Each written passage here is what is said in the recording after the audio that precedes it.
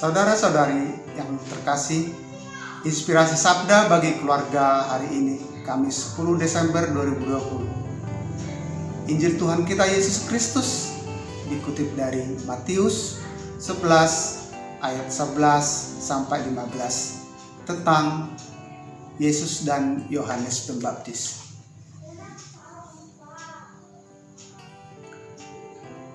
Aku berkata kepadamu, sesungguhnya di antara mereka yang dilahirkan oleh perempuan tidak pernah tampil seorang yang lebih besar daripada Yohanes Pembaptis. Namun, yang terkecil dalam kerajaan surga lebih besar daripadanya. Sejak tampilnya Yohanes Pembaptis hingga sekarang, kerajaan surga diserong dan orang yang menyerongnya mencoba menguasainya. Sebab semua nabi dan kitab Taurat bernubuat hingga tampilnya Yohanes, dan jika kamu mau menerimanya, ialah Elia yang akan datang itu. Siapa bertelinga, hendaklah ia mendengar. Demikianlah Injil Tuhan. Terpujilah Kristus.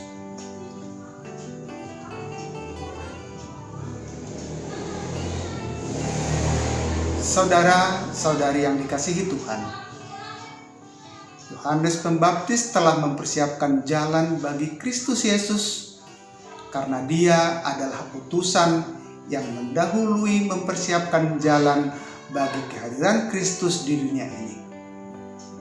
Maka Yesus mengakui kelebihan dan kebesaran Yohanes pendahulunya itu dengan menyatakan kepada orang banyak, sesungguhnya di antara mereka yang dilahirkan oleh perempuan tidak pernah tampil seorang yang lebih besar daripada Yohanes Pembaptis. Disinilah Yesus menunjukkan kerendahan hatinya dengan mengakui kebesaran Yohanes. Walaupun di satu sisi, Yohanes sendiri pernah berkata, sesudah saya akan datang ia yang lebih berkuasa daripadaku, membungkuk dan membuka tali kasutnya pun aku tidak layak. Saudara-saudari terkasih, kebesaran yang dimaksud oleh Yesus bukanlah kebesaran yang sering salah dipandang oleh orang. Karena dalam hidup ini banyak orang berpandangan bahwa uang, harta, pangkat adalah segalanya. Karena itu, orang mulai melakukan segala macam cara untuk memperoleh harta yang sebanyak-banyaknya maupun mencapai pangkat yang setinggi-tingginya untuk memperoleh pengakuan atas kebesaran dirinya.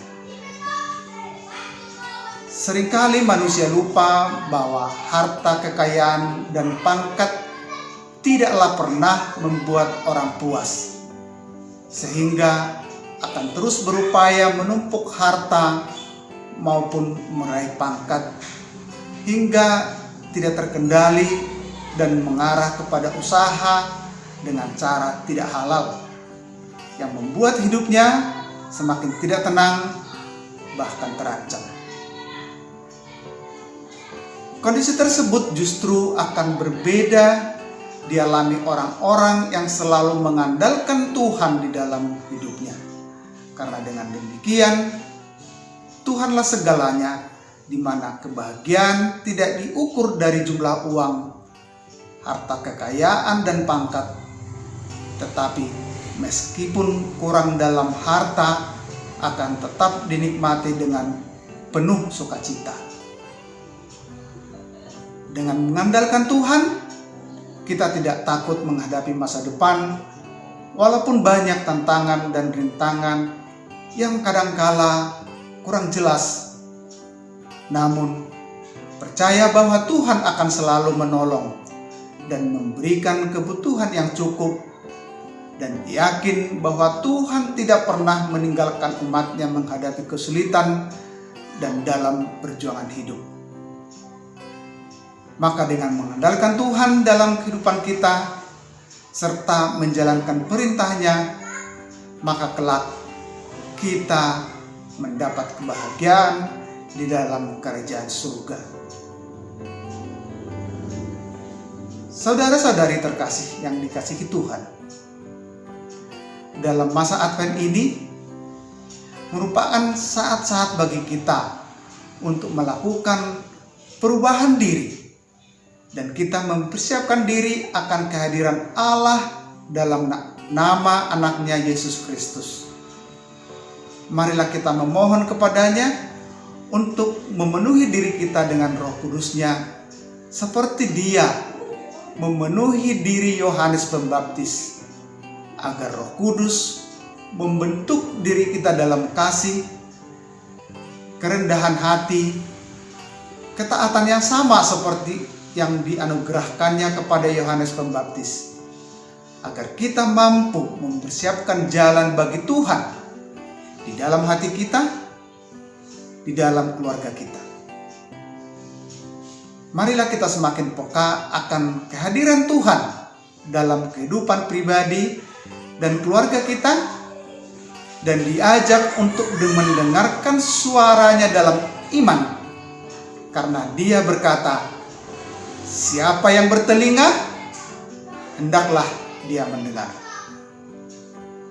Selamat menjalani Advent yang kedua.